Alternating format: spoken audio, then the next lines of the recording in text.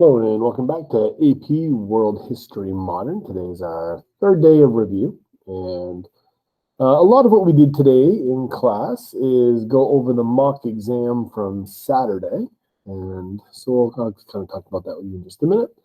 Also, the College Board off their Twitter account has been kind of just throwing out some reminders of those of you who are taking the paper pencil test, which is all of my students as of now.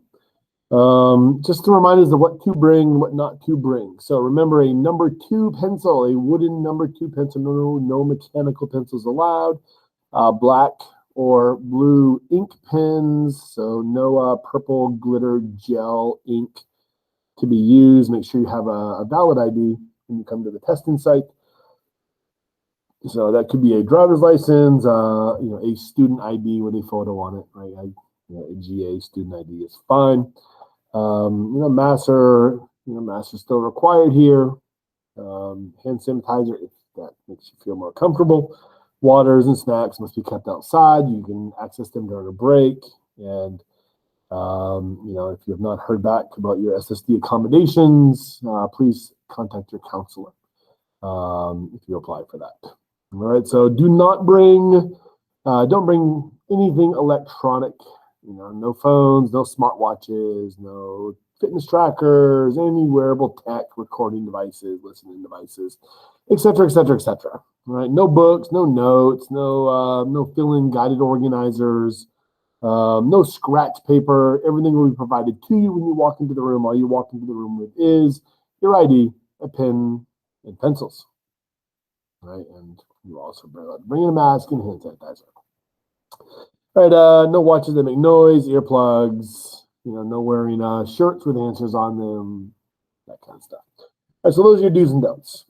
All right, so today in class, we went over the mock exam from Saturday.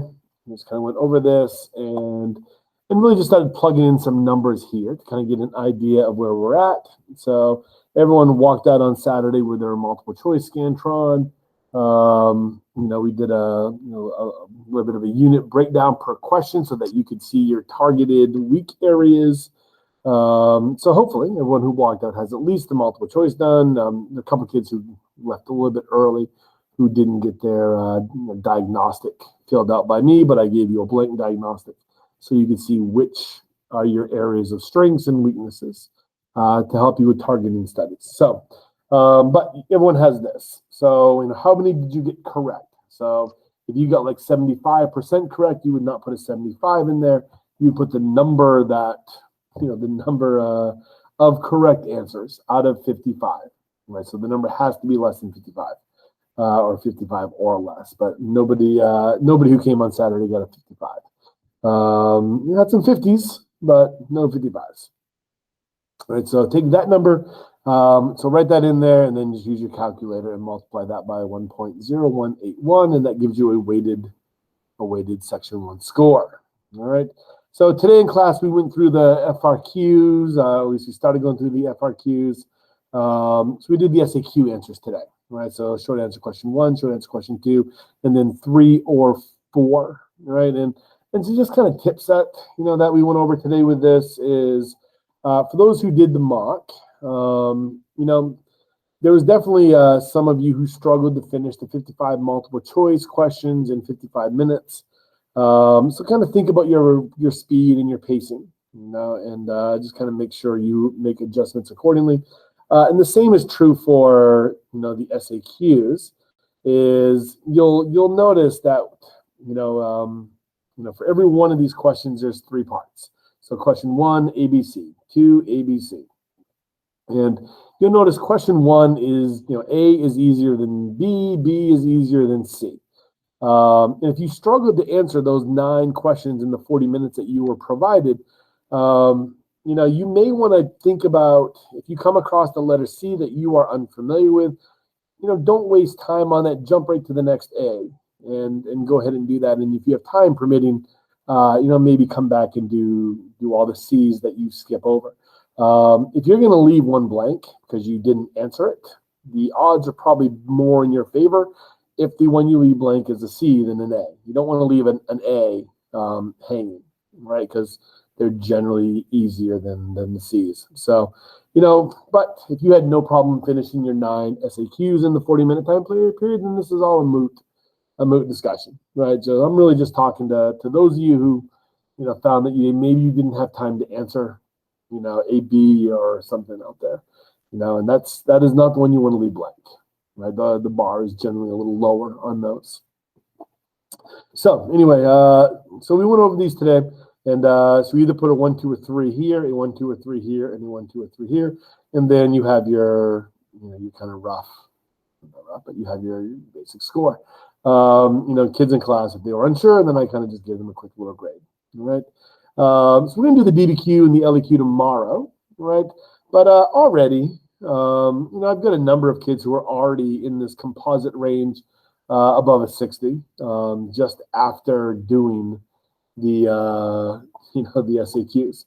And actually kind of, you know, I would say a decent percentage of students are already in this kind of 3 range, you know, after completing, you know, the first half of the exam. So, but the first half of the exam is more than half of the grade. So remember, your LEQ is going to be 15% of your grade, and the DBQ is going to be 25% of the grade.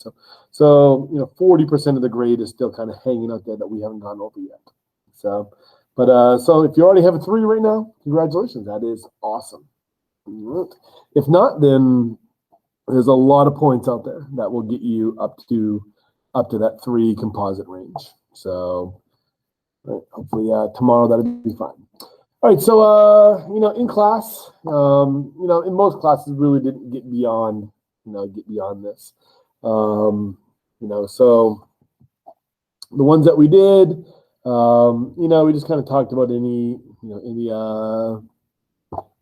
questions about RT or SB that kids may have had last time, and we didn't really get into any of these at all today. So, but I do want to just go over it real quick. You know, so the time permitting, I was going to, you know, kind of continue our mapping exercise with some period 2 cities, so 1450 to 1750 cities. So Istanbul, can you identify what Istanbul is? St. Petersburg, Gao, Isfahan, and Edo. So Istanbul was Constantinople.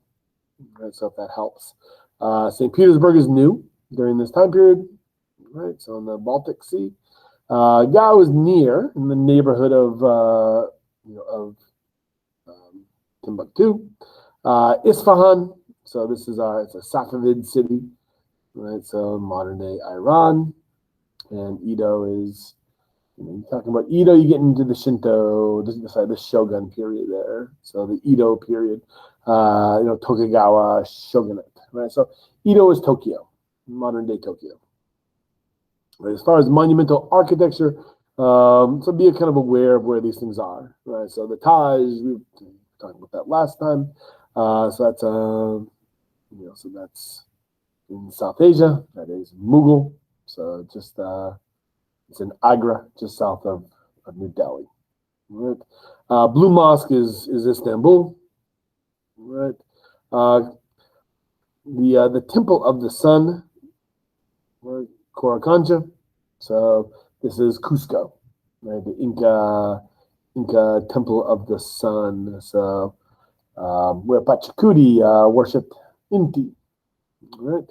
Right. Versailles. Right. Versailles is I think Louis XIV. France. St. Basil's. St. Basil's is Moscow. And so Ivan the Terrible.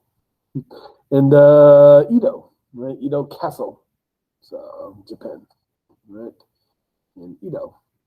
So yeah, so we were, you know, are these cities religious, trade, and state building?